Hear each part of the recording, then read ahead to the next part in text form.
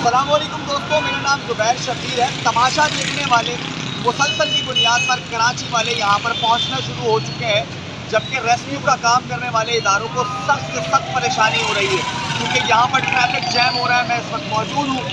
گل plaza کے باہر، اور یہاں پر لوگوں کا کروڑوں روپے کا مال جل کر خاکستر ہو گیا، اور سب سے زیادہ لوگوں کی قیمتی جانیں اس میں ضائع ہو چکی ہیں۔ اب تک یہاں پر کافی زیادہ لوگ موجود ہیں، اور وہ یہی بتا رہے ہیں کہ ہمارے پیارے اب تک لاپتہ ہیں۔ کل تک ان سے فون پر بات ہو رہی تھی، اور اب کسی کا فون نہیں لگ پا رہا ہے۔ لوگوں کی بڑی تعداد اس وقت موجود ہے اندر، جبکہ جو یہاں پر کام کرنے والے لوگ تھے، جو یہاں پر مالکان تھے، ان کا یہی کہنا ہے کہ ہمارے پیارے، ہمارا بھائی، ہمارا رشتہ دار اندر موجود ہے۔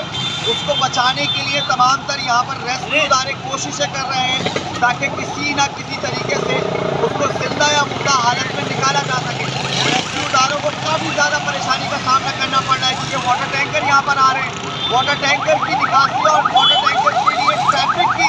جو پریشانی ہو رہی ہے، وہ کافی زیادہ پریشانی کا سامنا کرنا پڑ رہا ہے۔ گل پلازا کے باہر لوگوں کی بہت بڑی تعداد ہے، کراچی کی بہت بڑی عوام اس وقت یہ تماشا دیکھنے کے لیے آئی ہوئی ہے کہ یہاں پر تماشا ہو رہا ہے۔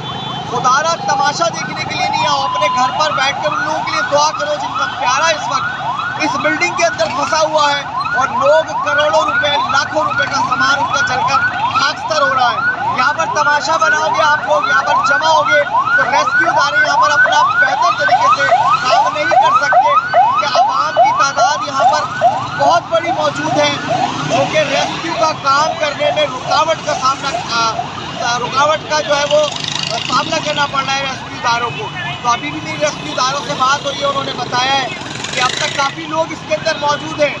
ان کی تعداد کا تعین نہیں کیا جا سکتا، نہ ہی تعداد کے بارے میں بتایا جا سکتا ہے کہ کتنے لوگ اندر اس وقت موجود ہیں، لیکن جو یہاں پر بہت سارے لوگ ہیں، ان کے لواحقین ہیں، ان سے پتہ چل رہا ہے کہ کم از کم اندر اس وقت 70 سے 80 بندہ موجود ہے، جن کے فون کالز لگ رہے تھے، لیکن اب فون کالز نہیں لگ رہے۔ تو میری ایک بار پھر گزارش ہے کراچی کی عوام سے کہ ان کے لیے گھر پہ بیٹھ کر دعا کریں، کچھ کر سکتے ہیں تو کریں، یہاں پر مت آئیں، یہاں پر رش مت لگائیں، ان کو کام کرنے دیں، ریسکیو اداروں کو اپنا کام کرنے دیں، وہ بہتر طریقے سے کام کر سکیں۔